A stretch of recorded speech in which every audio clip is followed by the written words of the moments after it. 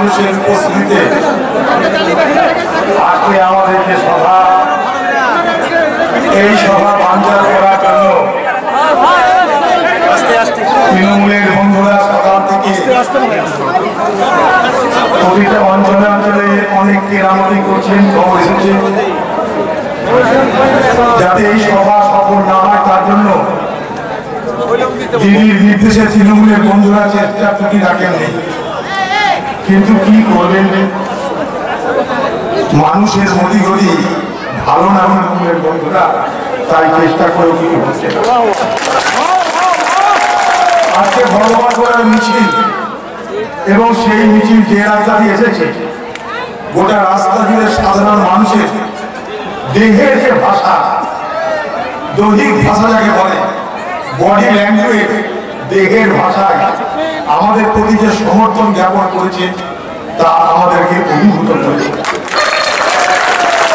আজকে এই মিছিল শুধু ভগবান গোড়াকেই নয়, সারা মুর্শিদাবাদ জেলার কংগ্রেসকে শক্তিশালী করতে সাহায্য করবে। আর ভগবান গোড়া তৃণমূল বালাদের বলে গেলাম, তোমার দিদিকে বলো ভগবানকে ডাকতে। ভগবান গোড়ার মানুষ আর দিদিকে খাতির করবে না। এখানে দেখলাম রিপোর্ট কার্ড বেরিয়েছে, রিপোর্ট কার্ড 10 বছরে কি করেছে তা দিয়ে ঝকঝকে কার্ড বার করেছে। কারণ ভোট চলে এসেছে, ভোট এসে গেছে মানে আমার মানুষকে টুপি মারতে হবে, এই দিলাম তাই দিলাম, ওই দিব তাই দিব, পোলাও দিব, বিরিয়ানি দিব, ফিরনি দিব, তোমরা সব আমাকে দাও। পোলাও বিরিয়ানি ফিরনি দরখাস্ত আপনারা করবেন, তার জন্য সব কাগজপত্র হাজির। আচ্ছা, গত 10 বছরে বাংলার মুখ্যমন্ত্রী আপনি বাংলার জন্য কি করেছেন সে কথা মানুষের কাছে বলবার চেষ্টা করছেন। এলাকার মানুষ এটা কি সত্য নয় যে এই এলাকার মানুষকে নির্বাচনে অংশগ্রহণ করতে দেওয়া হয়? পঞ্চায়েতের মানুষকে নমিনেশন ফাইল করতে দেওয়া হয়নি, পঞ্চায়েতের মানুষকে নির্বাচনে অংশগ্রহণ করতে দেওয়া হয়নি। পশ্চিমবঙ্গে 20,000 আসন বিনা প্রতিদ্বন্দ্বিতায় জয়ী হয়েছে তৃণমূল। তার মধ্যে মুর্শিদাবাদে হাজারে হাজারে পঞ্চায়েত, পঞ্চায়েত সমিতি, জেলা পরিষদ বিনা প্রতিদ্বন্দ্বিতায় তৃণমূল জয়লাভ করল। এটা কি রিপোর্ট কার্ডের মধ্যে রাখা উচিত ছিল না? এটাও তো আপনার কৃতিত্ব, এটাও তো আপনার কৃতিত্ব যে আপনি বাংলায় দেখিয়ে দিয়েছেন যে গ্রামের সাধারণ মানুষের ভোটের অধিকার কি করে কেড়ে নেওয়া যায়। আপনি তো দেখিয়ে দিয়েছেন, আপনি বিরাট কিন্তু, তাই আপনি মানুষকে পুলিশ আর মস্তানকে ভাড়া করে নিয়েছেন, আপনি মানুষকে ভোট দিয়ে দিলেন, আপনি মানুষকে নির্বাচনে দাঁড়াতে দিলেন। এখন গ্রামের মানুষ পঞ্চায়েতে যারা বাস করে তাদের যদি মনে হয় যে কোনো অন্যায় হচ্ছে, প্রধানকে বলার উপায় নাই, প্রধানকে বলার উপায় নাই। এখানকার প্রধান উপরে ভগবান আর নিচে প্রধান। এখানকার প্রধানকে যদি আপনি বলতে যান আমার ঘরের টাকা কেন পেলাম না, আমার পঞ্চায়েতের বার্ধক্য ভাতা কেন পেলাম না, বিধবা ভাতা কেন পেলাম না, 100 দিনের টাকা কেন পেলাম না, প্রধান আপনাকে বলবে আপনার ভোট দিয়ে আমি পাস করেছি, আপনাকে উত্তর দেব। তো দিদি রিপোর্ট কার্ড পেশ করেছে, সবুজ সাথী, যুবশ্রী, কন্যাশ্রী, সিএসসি এর ভর্তি, তাতে তো এইসব সত্য কথাগুলো লেখা নাই। কেন দিদি ভাই সব লেখেননি? এ বাংলায় কি আপনি লুট করেননি ভোট? আপনি যদি বলতেন তো ভালো লাগতো আমাদের যে আপনি সত্য কথা বলেন। আপনি মানুষের নেত্রী, আপনি সত্য কথা বলেন না, রিপোর্ট কার্ডটা প্রমাণ। আরেকটা প্রমাণ দিচ্ছি, 24শে মার্চ ভারতবর্ষের প্রধানমন্ত্রী নরেন্দ্র মোদী বলা নাই, খাওয়া নাই, আলোচনা নাই, প্রস্তুতি নাই, হঠাৎ করে বলল 21 দিনের লকডাউন। নরেন্দ্র মোদী বলল মহাভারতের যুদ্ধ হয়েছিল 18 দিনে, আমি 21 দিনে করোনাকে তাড়াবো, লকডাউন করে দিলাম। লকডাউন মানে বাজার বন্ধ, গাড়ি বন্ধ, বাস বন্ধ, দোকান বন্ধ, রেস্টুরেন্ট বন্ধ, হোটেল বন্ধ, বন্ধ মানে সব বন্ধ। এই মুর্শিদাবাদ জেলার হাজারে হাজারে মানুষ রুটি রুটির জন্য বাইরে গেল। ভারতবর্ষে ভারতবর্ষের যে কোনো রাজ্যে যান, সব রাজ্যে আমার জেলার মানুষরা কাজকর্ম করে থাকে। আমি কেরলে গেছি, সেখানেও দেখেছি। আমি রাজস্থানে গেছি, সেখানেও দেখেছি। কেরলে গেছি একদিন, একটা সরকারি কাজে পিছন থেকে বলছে ওরা কেড়ে ভাই কেন দাদা করছে, আমরা বলুন, বলছে আপনি তো আমাদের দেশের লোক, আপনার বাড়ি করে বলছে লালগোলা বাড়ি। সারা মুর্শিদাবাদে মানুষ লাখে লাখে। যখনই লকডাউন ঘোষণা করলো, আপনারা দেখলেন মানুষ পড়ি কি মরি করে, পড়ি কি মরি করে, নিরুপায় হয়ে, উপায় না দেখে তারা বাড়ি ফেরার জন্য মরিয়া হয়ে। কারণ যেখানে কাজ করছিল সে কারখানা বন্ধ করে দিয়েছে, যেখানে কাজ হচ্ছিল কাজ বন্ধ হয়ে গেছে, পকেটে পয়সা নাই, ভাড়া বাড়িতে আশ্রয় নাই, হোটেলে খাবার নাই, কোথায় যাবে মানুষ? পাগল প্রায় মানুষ। তারা ভারতবর্ষের প্রধানমন্ত্রী নরেন্দ্র মোদী টাকার ওরা তাদের দিকে, লাখে লাখে মানুষ শহর ছেড়ে তাদের গ্রামের বাড়িতে ফিরে যাচ্ছে, লাখে লাখে মানুষ। আপনারা দেখেছেন টিভিতে, চলতে চলতে রেল লাইন দিয়ে চলেছে, রাস্তা চেনে না, রেল লাইন ধরে চলতে হবে, শরীর ক্লান্ত হয়েছে, রেল লাইনের উপর বসেছে, একটু আরাম নেওয়ার জন্য। কখন ক্লান্ত শরীর ঘুমিয়ে পড়েছে, ঘুমিয়ে পড়ে হবে কি? মালগাড়িতে চলছে, সেই লাইনের উপর দিয়ে মালগাড়ি চলে গেল, 14টা পরিযায়ী শ্রমিক কাটা করে। একটা 12 বছরের মেয়ে ছত্তিশগড় থেকে বাড়ি ফিরছে, বাড়ি হচ্ছে অন্ধ্রপ্রদেশ থেকে বাড়ি ফিরছে ছত্তিশগড়। চলতে চলতে ক্ষুধা তৃষ্ণা যন্ত্রণা সহ্য করতে না পেয়ে দোমাটকে রাস্তাতে মরে গেল। একটা পরিযায়ী শ্রমিক সাইকেলে করে তার বউ ছেলে মেয়েকে নিয়ে ফিরে যাচ্ছে বাড়ি, একটা সাইকেল কিনে। রাস্তায় একটা ট্রাক ধাক্কা, মা বাবা মরে গেল, বাচ্চা দুটো হাসপাতালে চলে গেল। তাদের কি হবে কেউ জানে না। চলতে চলতে ভারতবর্ষ সেদিন 1000 মানুষের মৃত্যু হয়ে গেল। কেউ সাপের কামড়, কেউ গাড়ি ধাক্কা খেয়ে, কেউ না খেতে পেয়ে, কেউ পানি না পেয়ে, এইভাবে মারা গেল। ভারতবর্ষের সরকার গাড়ি দিকে তাকালো, গাড়ির জন্য ভাবলো না। আমি তখন দিল্লিতে, আমার আগে মনে আছে, ফোন আসতে আরম্ভ করেছি মুর্শিদাবাদের বিভিন্ন জায়গাতে, দাদা আমাদের গ্রামের কিছু লোক আটকে গেছে ব্যাঙ্গালোরে। কেউ বলছে দাদা কেরলায় লোক আটকে গেছে, মহারাষ্ট্রের লোক আটকে গেছে, একটু ব্যবস্থা করা যাবে? এই বকুলের সঙ্গে প্রতিদিন আমার কথা, আমার তুই কোথায় আছে আমাকে তার নাম্বার দে, আমি কথা বলছি, নাম্বার নিয়ে কথা বলছি, দাদা আমাকে বাঁচান, আমরা আপনার জেলার লোক খেতে পারছি না, কঠিন অবস্থা আছে, আমি তোমাদের অ্যাড্রেস দাও, তোমাদের ঠিকানা দাও আর নামটা দাও। এবার আমি তাদের ঠিকানা নাম নিয়ে আমার অফিসকে দিলাম। আমি নিজে সেই সব জেলার ডিএম, এসপি, মন্ত্রী, এমপি, এমএলএ যে যেখানে আছে সবাইকে ফোন করতে আরম্ভ করলাম, আমার জেলার লোককে বাঁচান, তাদেরকে খাবার দিন, রেশন দিন। এইবার আমার জেলার লোককে ওখানে সহযোগিতা করতে গিয়ে কিভাবে রটে যায় বাংলার অন্যান্য জেলায়, তারাও আমাকে ফোন করতে আরম্ভ করে। মালদা, দিনাজপুর, কলকাতা, 24 পরগনা, মিদনাপুর, সব জায়গার লোক আমাকে ফোন করতে হবে। পাগল অবস্থা।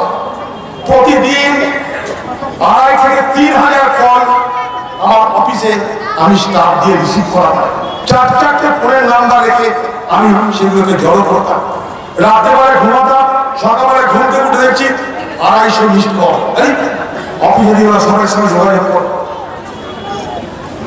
অনন্তনাগ, কাশ্মীর, এদিকে আন্দামান দ্বীপ, গুজরাট, মিজোরাম, কোথায় যাবে সব জায়গায় আমার জেলার লোক আছে, সব জায়গায় পশ্চিমবঙ্গের লোক আছে।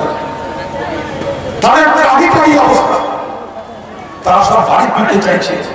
আমি বললাম দাঁড়া, আমি দেখছি, একটু অপেক্ষা করলাম। আমি নিজে প্রধানমন্ত্রী নরেন্দ্র মোদীকে 3 বার ফোন করলাম, আপনি ট্রেনের ব্যবস্থা করুন, এই লোকটাকে বাদ দেয়া।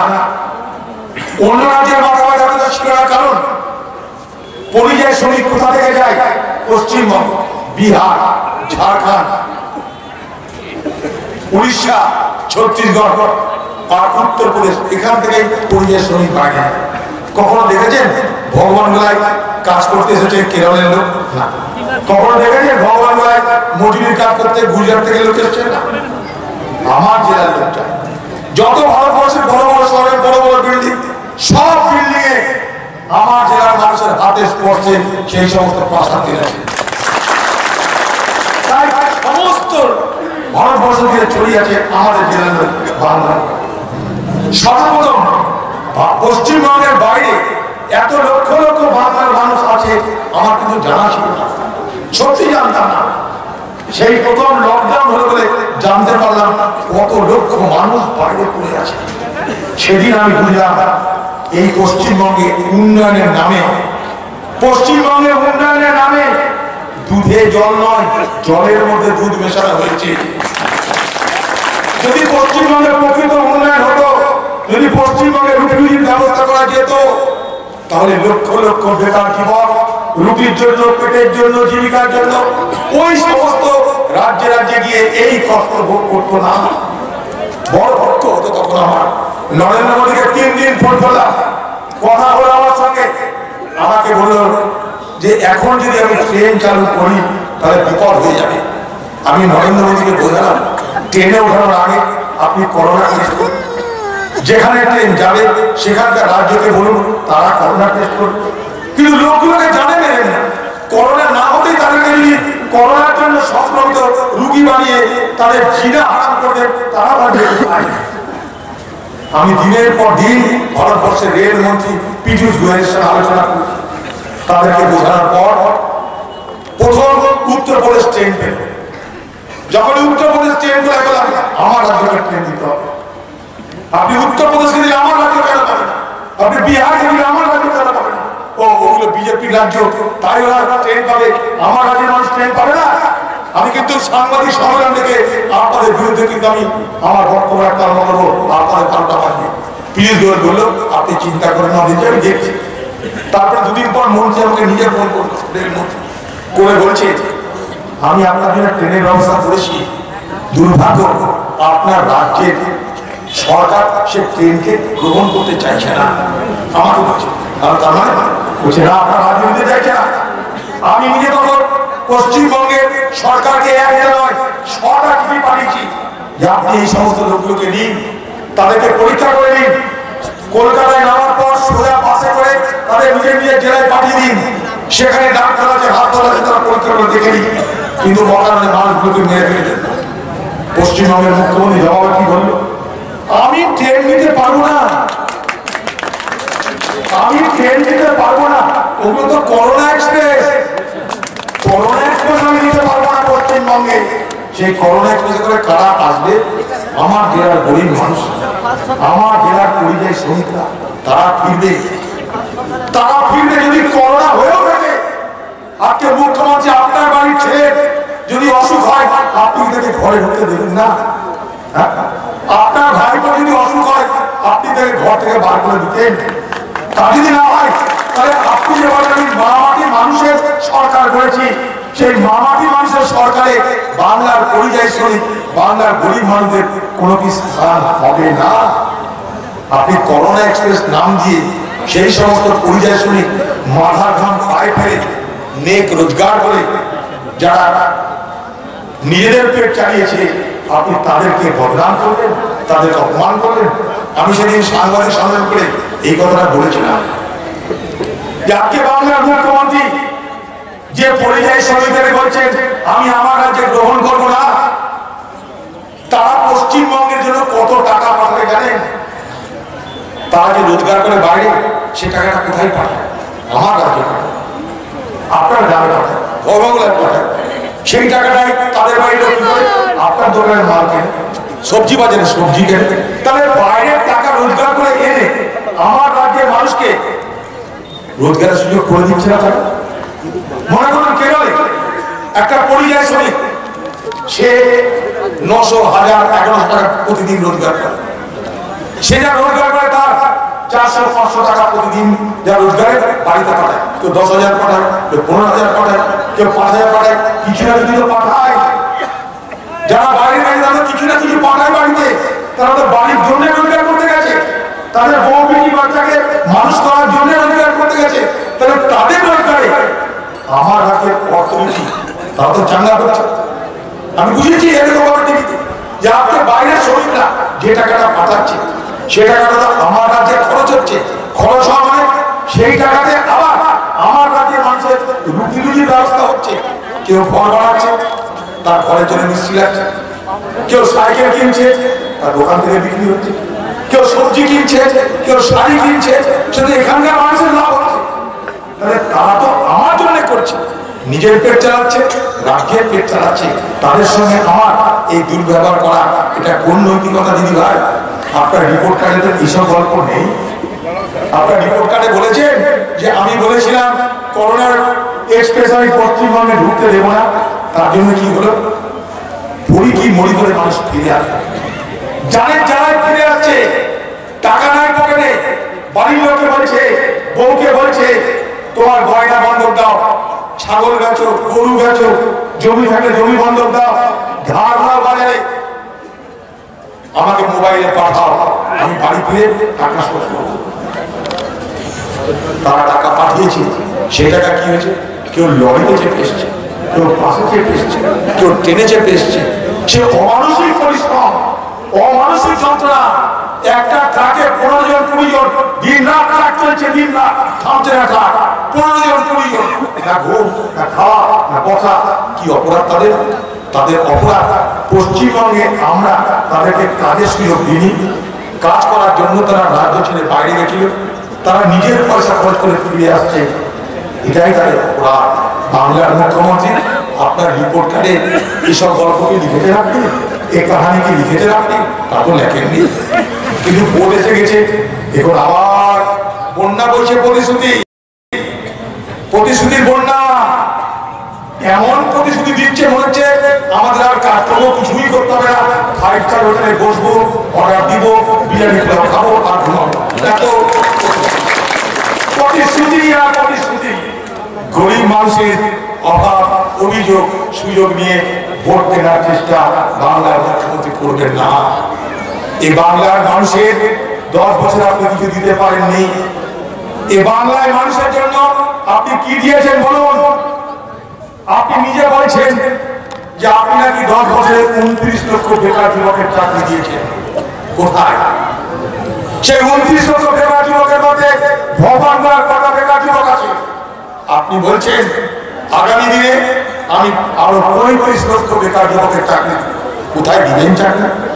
চাকরি তো আকাশে হয় না, চাকরি তো পাহাড়ে হয় না, চাকরি তো মাটিতে হয়। চাকরির জন্য শিল্প দরকার, চাকরির জন্য বাণিজ্য দরকার। কোথায় আপনার শিল্প? বাংলায় শিল্প আছে, বাংলায় রুটি আছে না? তাদেরই থাকতো তাহলে বাংলার এই লক্ষ লক্ষ বেকার ছেলে রুটির সন্ধানে গ্রাম ছেড়ে, গঞ্জ ছেড়ে, ব্লক ছেড়ে, জেলা ছেড়ে কেউ বাইরে রওনা হতো না, বাইরে বাড়ি হতো না। আমরা পারিনি। আমি আগেও বলেছি গুজরাট থেকে, বোম্বে থেকে, কেরল থেকে, অন্ধ্রপ্রদেশ থেকে তো কেউ এখানে কাজ করতে আসছে না। আমরা যাই, আমরা অভাবী তাই যাই। আমরা পারিনি মানুষের অভাব মেটাতে, তাই আমাদের এই দুরবস্থা। কার লাভ হয়েছে বছরে? গুটি কয়েক তৃণমূল নেতার লাভ হয়েছে।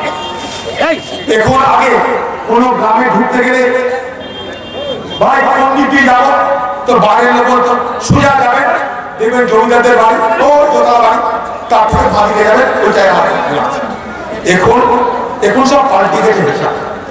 এখন কোনো মানুষ আমি গ্রামে যাবো, কোন দিকে যাবো, ওই দিকে যাবে, দেখবেন 4 তলা বাড়ি, তৃণমূল নেতার বাড়ি, সে সদর প্রধান আছে, তার দিকে ডান দিকে চলে যাবে। হিসাব পাল্টে গেছে। আগে যারা বিড়ি খেত, এখন সিগারেট খায়। আগে যারা সাইকেল চলতো, 4 চাকায় চলত। আগে যারা ফুলের বাড়ি থাকতো, এখন পাকা বাড়ি থাকে। আগে যারা চুল্লু খেত, এখন হুইস্কি খায়। এটাই পরিবর্তন হয়েছে বাংলা, এটাই বাংলার পরিবর্তন। ভোট ছাড়, ভোট মেরে খেলে ভোট, ভোট তোমার বাপে, মানুষ দিল আর না দিল, আপনি ভোট দিলেন না দিলেন, মেরে খেলে আর মিথ্যা প্রচার করবো মানুষকে।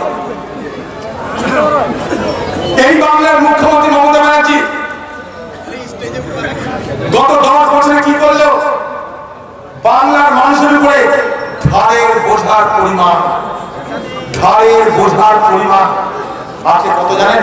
4,20,000 কোটি টাকা।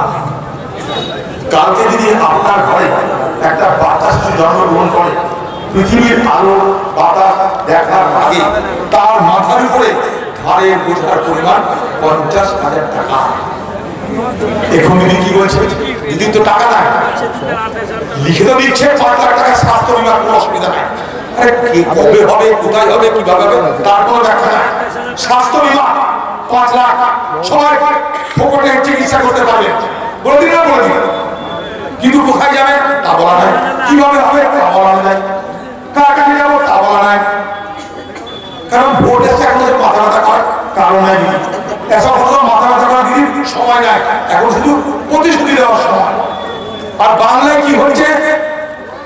পশ্চিমবঙ্গের মুখ্যমন্ত্রী তার আবগারি বিভাগের দপ্তরকে বলেছে, আবগারি দপ্তরকে বলেছে যেভাবেই হোক আবগারি দপ্তর বছরে 20,000 কোটি টাকা মদ বেচে আমাকে আদায় করে দিতে হবে।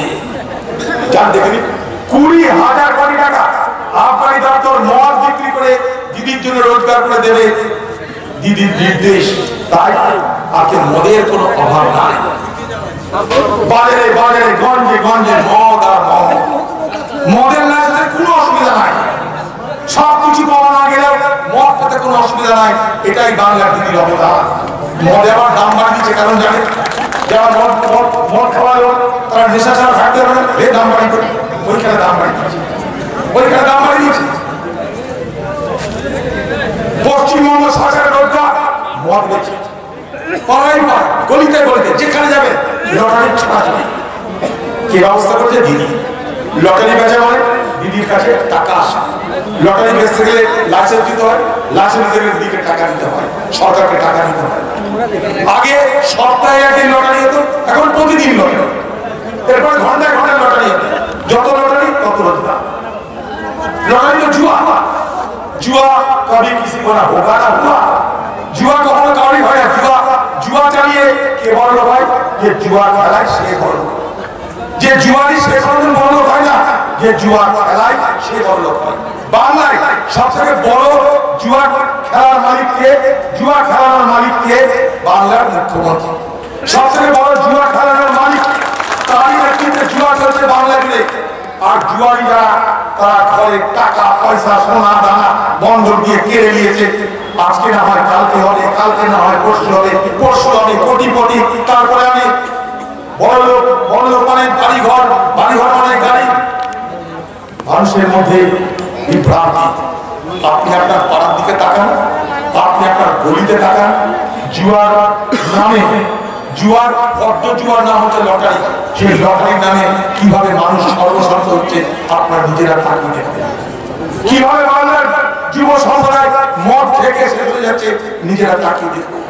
রোজগার নাই, আরে শিল্প করো, কর্মের ব্যবস্থা করো, তার কোনো ব্যবস্থা নাই। তোমরা जुआ খাও, খেলো, তোমরা মদ খাও। বাংলার বেকার যুবক তোমাদেরকে দিতে পারি আর না পারি, আমি সস্তায় মদ দিয়েছি। বাংলার বেকার যুবক তোমাদেরকে দিতে পারি আর না পারি, তোমাদের আমি जुआর ব্যবস্থা করে দিয়েছি। আর কি চাই তোমাদের? जुआ খেলো, ভালো না লাগলে মদ খাও, বাড়িয়ে ঘুমান। আর দিদি যখন ভোট চাইবে তখন ভোট দিয়ে দেয়। এই বাংলার মুখ্যমন্ত্রীকে আরো প্রশ্ন আমাদের, আপনার রিপোর্ট কার্ডে কি এসব লিখেছেন যে আপনি মদ বেচে পশ্চিমবঙ্গে প্রত্যেক বছরে 20,000 কোটি টাকার টার্গেট দিয়েছেন? বাংলার মুখ্যমন্ত্রী আপনার রিপোর্ট কার্ডে আপনি কি লিখেছেন যে আজ যে বিজেপি করে মানুষের কান মাথা খাচ্ছেন, সেই বিজেপিকে বাংলায় নিয়ে এলো কে? সেই বিজেপিকে বাংলায় নিয়ে এলো কে? সেই বিজেপিকে খাতির করে বাংলায় প্রবেশ করালো কে? 1993 সাল পশ্চিমবঙ্গের মুখ্যমন্ত্রী মমতা ব্যানার্জি বিজেপির সঙ্গে নির্বাচনী সমঝোতা করেছে, বিজেপিকে সিট দিয়েছে, নিজেও সিট নিয়েছে। প্রথম বিজেপি বাংলায় জিতলো, এমপি হলো। কোথায় কোথায়? কৃষ্ণনগর, নাম জুলুবাবু। আর কোথায়? দমদম, নাম তপন সিকদার। দুটো বিজেপি এমপি হলো। দেখে নিন আপনারা 1993 সাল, দেখে নিন আপনারা। সে দুজন মন্ত্রী হল। তখন শিকদার টেলিকম মন্ত্রী হলো, সত্যব্রতবাবু জুলুবাবু সে কোম্পানি মন্ত্রী হলো, কোম্পানি বিষয়ক মন্ত্রী হলো। প্রথম পশ্চিমবঙ্গে মমতা ব্যানার্জির হাত ধরে বিজেপি তার পার্টি পেরে নিল, পার্টি পেরে নিল। আর মমতা কি বললো, তোমাকে মন্ত্রী করে চলে এসো। মমতা গেল দিল্লিতে, হলো রেলমন্ত্রী। বিজেপি সরকারের রেলমন্ত্রীর নাম আজকের মমতা ব্যানার্জি। বিজেপি সরকারের কয়লা মন্ত্রীর নাম আজকের মমতা ব্যানার্জি। বাংলার মানুষ ভুলে যাবেন না, রিপোর্ট কার্ডে এসব লেখা থাকবে না। আমরা সব খবর আপনাদেরকে দিতে চাই এই কারণে যে মানুষের কাছে সত্যটা পৌঁছে না। सोच बदल लो, सितारे बदल जाएगी, नजर बदल लो, नजारा बदल जाएगी। कश्तियों की जरूरत नहीं, दिशा बदल लो, किनारा बदल जाएगी। আপনারা দেখে নিন সবকিছু, সত্যটা দেখে নিন। আমরা কি বলছি বড় কথা নয়। এই নরেন্দ্র মোদী যখন গুজরাট দাঙ্গা করলো, তারপর যখন মন্ত্রী হলো, তখন ভারতবর্ষের রেলমন্ত্রীর নাম মমতা ব্যানার্জি। গুজরাটের মুখ্যমন্ত্রী হওয়ার পর প্রথম লাল গোলাপ নরেন্দ্র মোদীর কাছে পাঠিয়েছিল কে? আজকে মমতা ব্যানার্জি। আজ তুমি বিজেপির বিরুদ্ধে কথা বলছো, হ্যাঁ? আজ তুমি বিজেপির বিরুদ্ধে কথা বলছো। নরেন্দ্র মোদী প্রধানমন্ত্রী হওয়ার পর যখন কলকাতা সফর করে, রাজভবনে বসিয়ে রেখে দিদি ভাই আমাদের শীতকাল আজও মনে আছে, পুলি পিঠা খেজুরে গুড়ের পায়ে নিয়ে এসে মমতা মোদী ভাইকে খাওয়াচ্ছে। এই সেই মমতা।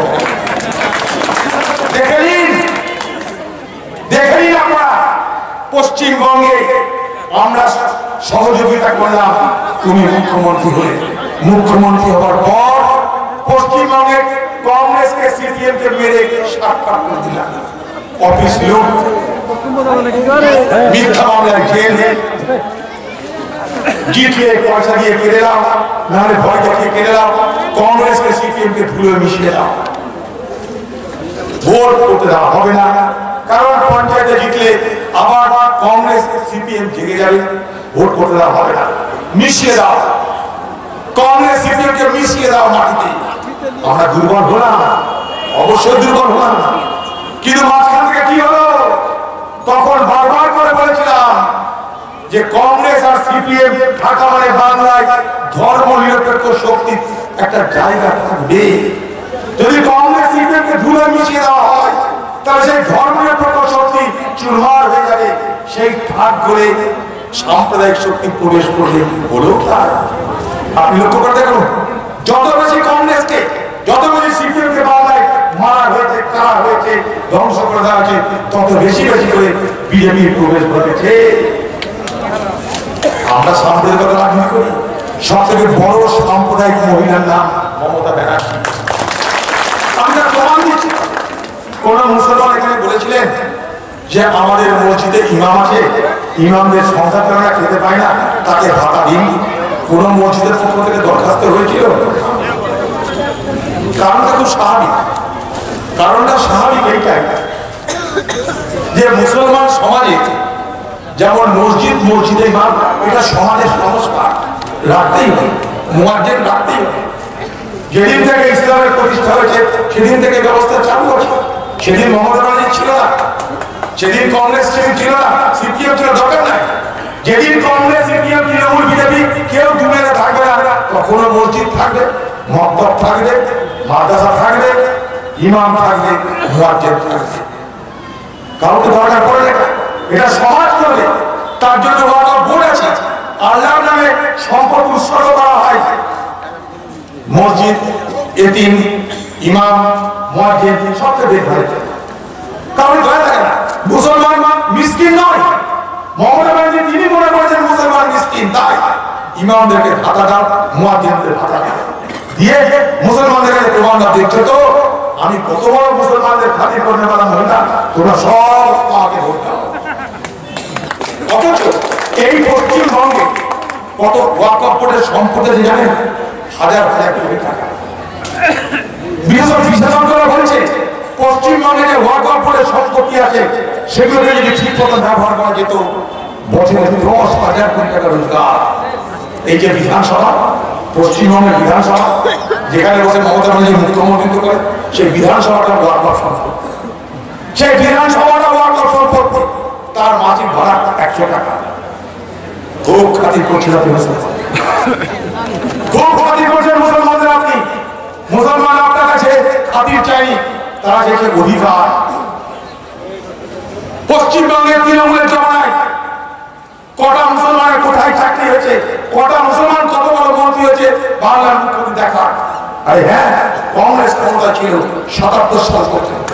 77 সালেও বাংলায় যত সরকারি কর্মচারী ছিল তার 9% ছিল মুসলমান। জেনে নিন আপনি, দেখে নিন, 9% ছিল মুসলমান। আজ বাংলায় যত সরকারি কর্মচারী মুসলমানের সংখ্যা 1.45%। 9 ছিল 77 সালে, তখন মুসলমানদের এত শিক্ষা দীক্ষা ছিল না।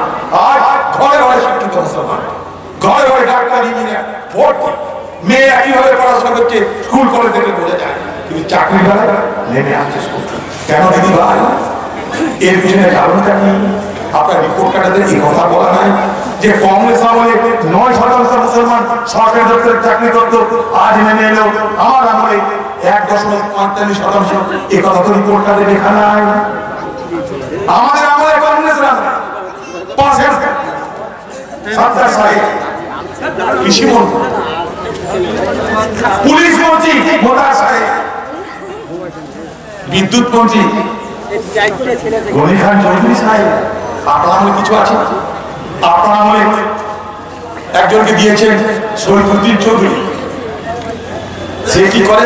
লাইব্রেরিতে বই খুলে কটা বই আছে, কটা বই গেল, কটা বই থাকলো লাইব্রেরিতে।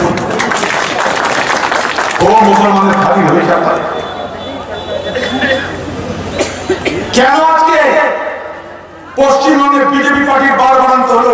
তারপরে সব থেকে বড় জিম্মেদার আপনি। যেদিন আপনি মামলা দিয়েছেন বিজেপি হিন্দুদেরকে বুঝাতে আরম্ভ করলো, এই দেখো হিন্দুরা মমতা ব্যানার্জি খালি মুসলমানদের খাতির করছে, হিন্দুদের তো কিছু করলো না, হিন্দুরা ভালো তাই তো, এটাও তো ঠিক।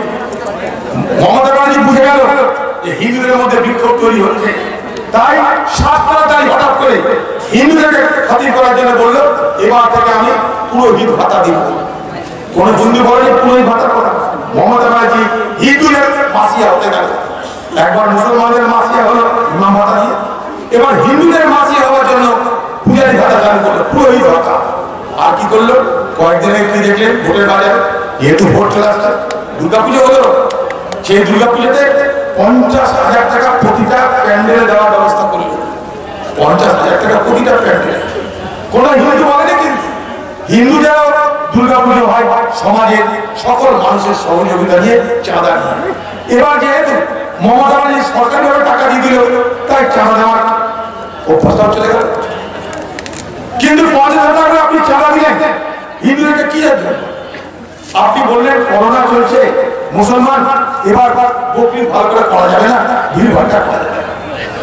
আপনি বললেন মুসলমান করোনা চলছে, এবার ঈদগাহে ঈদের দিন নামাজ পড়া যাবে না, মুসলমান সব মেনে নেবেন, সবাই মেনে নিচ্ছে, কেউ কিছু বলেন। আপনি কি করলেন? আপনি করোনার মধ্যে হিন্দুদেরকে বললেন তোমাদের কোনো অসুবিধা নাই, 50,000 টাকা লাও, প্যান্ডেল বানাও, ডিজে বাজাও, চাকরি দেয়। এটা কোন বিচার?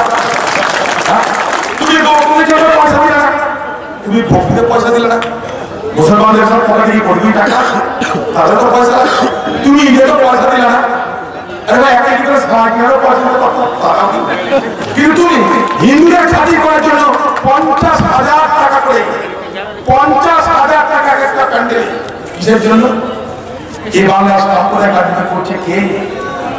মমতা ব্যানার্জি দেখাচ্ছে বাংলার মানুষকে বিজেপি থেকে আমি বড় হিন্দু, এই হিন্দুকে বড়, তার কম্পিটিশন চলছে বাংলায়। বিজেপি বলছে আমি হিন্দুর মালিক, মমতা বলছে আমি হিন্দুর মালিক, দুই হিন্দুর মালিকের মারা হয়েছে। মমতা ব্যানার্জি বলছে পুরীর মন্দিরের মতো মন্দির আমি দীঘার সমুদ্রের ধারে বানিয়ে দেবো, হিন্দু গাড়িও না, কেউ ঘাবড়াচ্ছে, ওই ঘাবড়া। এখানে সবই ছিল, সবই আছে, আমরা এখানে একসঙ্গে বড় হয়েছি, ঈদ, বকরিদ, কুরবানি, দুর্গাপুজো, কালী পুজো একসঙ্গে করে বড় হয়েছে, কোনো অসুবিধা কোনো হয়নি। এই প্রথম বাংলায় হিন্দু মুসলমানের ভোট দেওয়া হবে, এই প্রথম বাংলায় কে স্থানীয় কে বহিরাগত তার নামে ভোট চাওয়া হচ্ছে, কিন্তু মানুষের জন্য আমি কি করলাম, মানুষের জন্য আমি কি করবো তার নামে ভোট চাওয়া হচ্ছে না। বাংলার মানুষ বোঝার চেষ্টা করে বড় জটিল পরিস্থিতি বাংলায়। এই বাংলায় সাম্প্রদায়িক রাজনীতি প্রবেশ করালো কে? বাংলার মুখ্যমন্ত্রী। আপনি সাম্প্রদায়িক রাজনীতি করিয়েছেন, আপনি করিয়েছেন। তাই বাংলার মুখ্যমন্ত্রী আপনার হাত ধরে পশ্চিমবঙ্গে প্রথম বিজেপি প্রবেশ করেছে। আপনি কংগ্রেসকে মেরেছেন, আপনি বামেদের মেরেছেন। কখনো কোনো বিজেপির একটা পঞ্চায়েতের মেম্বারকে আপনি ভয় দেখিয়েছেন, জেল খাটিয়েছেন, মিথ্যাকে দিয়েছেন না। মুর্শিদাবাদে আপনি কি বুঝিয়েছেন? কংগ্রেসের অধীর চৌধুরী সে তো বিজেপি হয়ে যাচ্ছে, সে তো মন্ত্রী হবে মোদীর সরকারে, তাকে ভোট দিলাম। তাই মুসলমান সব তৃণমূলকে ভোট দাও, কারণ এখানে অধীর চৌধুরী বিজেপি হয়ে গেছে।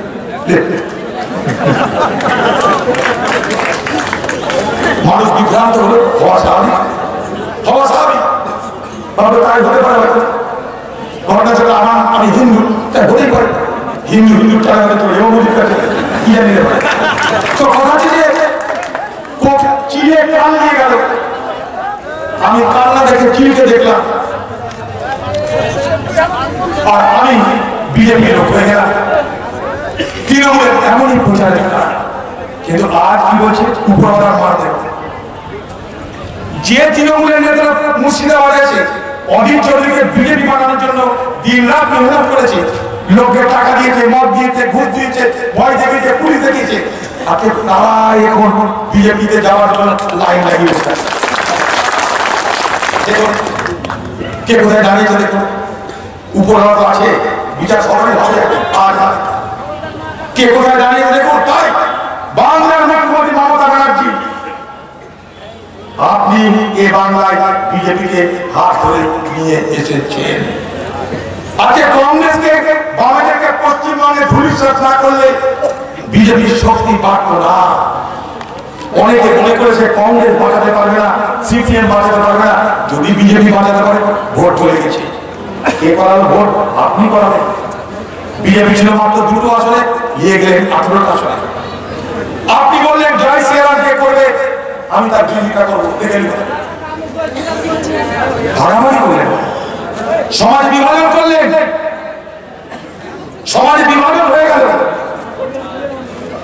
তাই বাংলার মুখ্যমন্ত্রী মুসলমানের কাছে ভোট চাইবার আগে আপনি মুসলমানের কাছে বাংলার মুসলমানের কাছে ক্ষমা চান যে আপনার ভুলে এই পশ্চিমবঙ্গে বিজেপির বার বাড়ান্ত হয়েছে।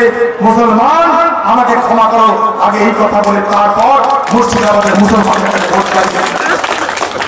এই একটা মানুষ কিছু করতে পারি না, আমরা মানুষের জন্য রাজনীতি করি। এটা কংগ্রেস 135 বছর ধরে এটাই আমরা করছি। কখনো শক্তি আমাদের কম লাগতে পারে, বেশি লাগতে পারে, আলাদা কথা, কিন্তু আমাদের লক্ষ্য, আমাদের ভাষা, আমাদের দিশা, আমাদের দর্শন তার কোনো পরিবর্তন হয়নি। এই এলাকার মানুষ তাই ভারতবর্ষে সেই সাম্প্রদায়িক শক্তি, যে সাম্প্রদায়িক শক্তি আজ ভারতবর্ষকে সম্প্রদায়ের বিভাজন করতে চাইছে। সাম্প্রদায়িক বিভাজনে কোন ধরনের মানুষের লাভ হয় না, সে হিন্দুই হচ্ছে, মুসলমান হচ্ছে। দেশ সকলে, এদেশ সকলে, সকলকে নিয়ে চলতে না পারলে এদেশ কারোরও হবে না, এদেশ কারো হবে না যদি আমরা সকলের দেশ মনে করে একসঙ্গে চলতে না শিখি। আর সেই শিক্ষা কংগ্রেসের শিক্ষা, ভারতবর্ষের সাম্প্রদায়িক বিভাজনের শিক্ষা, বিজেপির শিক্ষা। আর এই বিজেপির হাত শক্ত করেছে মমতা ব্যানার্জি এই বাংলায়। তাই কংগ্রেসকে বাঁচিয়ে রাখে। কংগ্রেস বেঁচে না থাকলে ধর্ম নিরপেক্ষতা বেঁচে থাকবে না, ধর্ম নিরপেক্ষতা বেঁচে না থাকলে ভারতবর্ষ নামক এই বড় অট্টালিকাটা বেঁচে থাকবে না। অট্টালিকাটা যদি পড়ে যায় সকলকে ভুগতে হবে, হিন্দুকে ভুগতে হবে, মুসলমানকে ভুগতে হবে, সকলকে ভুগতে হবে। তা কি দেখছেন না ভারতবর্ষ জুড়ে কি চলছে? কে দাঁড়িয়ে পরিবার করছে বলুন? কে দাঁড়িয়ে কথা বলছে? এই মমতা, এই টিএমসি কিছু বলে না, এরা কিছু বলে না। নাগরিক আইন যখন পার্লামেন্টে পাস হচ্ছে, 8টা তৃণমূলের এমপি হাওয়া হয়ে গেল, ভোট দিতে হবে 8টা তৃণমূলের হাওয়া। এরা বলবে না কিছু, বিজেপি কিছু বলে না, সব নাটক করে কাটায়। এরা পরিকল্পিতভাবে বাংলাকে ভাগ করে দিতে চাইছে, হিন্দু মুসলমান মধ্যে বেটে দিতে চাইছে। তাই এলাকার মানুষ সতর্ক, বুঝুন, সত্য জানা, বিভ্রান্ত হবে না। আমরা আপনাদের বলে গেলাম, মুর্শিদাবাদের মানুষ আমরা আপনাদের ঘরের রাখাল, ঘরের রাখাল আপনাদের। আমরা যখন ডাকবেন তখন পাবেন, আপনারা আমাদেরকে বলতেও পাবেন, আপনারা আমাদেরকে সমর্থন করলেও পাবেন, সমর্থন না করলেও পাবেন। আপনারা যখন যেখানে ডাকবেন আমরা সেখানে থাকবো। তার কারণ আমরা আপনাদের শ্রদ্ধা করি, সম্মান করি, ভালোবাসি। আপনাদেরকে আত্মীয়, বন্ধু, ভাতৃত্বে মর্যাদা দিয়ে আমরা একসঙ্গে সবাই মিলে এই জেলাকে টিকিয়ে রাখবো। মনে রাখবেন, সেদিন 1757 সালে নবাব সিরাজউদ্দৌলার পরাজয় এই ভারতবর্ষে ব্রিটিশের আগমন ঘটিয়েছে। নবাব সিরাজউদ্দৌলা পরাজিত হতো না যদি না গাদ্দার তৈরি হতো। তাই যুগ যুগ ধরে গাদ্দার তৈরি করা হয় শক্তিকে দুর্বল করার জন্য। মুর্শিদাবাদের কংগ্রেসকে দুর্বল করার জন্য একইভাবে গাদ্দার তৈরি করা হয়েছে। তাই কংগ্রেস থেকে খেয়ে পড়ে বড় হয়ে পালিয়ে গিয়ে কংগ্রেসকে দুর্বল করেছে। এই কংগ্রেসকে দুর্বল হতে দেবেন না মুর্শিদাবাদের মানুষ। এই মুর্শিদাবাদকে আমরা কংগ্রেসের জেলা হিসাবে বাঁচিয়ে রেখে আগামী দিনে এই বাংলায়, এই ভারতবর্ষে আমরা ধর্মনিরপেক্ষতা ধ্বজা নিয়ে আমরা প্রমাণ দেব। আমরা মুর্শিদাবাদ, আমরা আগে না ভাবি, তোমরা পরে ভাবো। এই ভরসা আপনাদের উপর আছে। আমাদের বিশ্বাস রাখবেন, আমাদের আস্থা রাখবেন, আমাদেরকে ভরসা রাখবেন। আপনাদের সকলকে শ্রদ্ধা, ভক্তি, সালাম, স্নেহ, ভালোবাসা জানিয়ে আমার কথা শেষ করছি। জয় হিন্দ।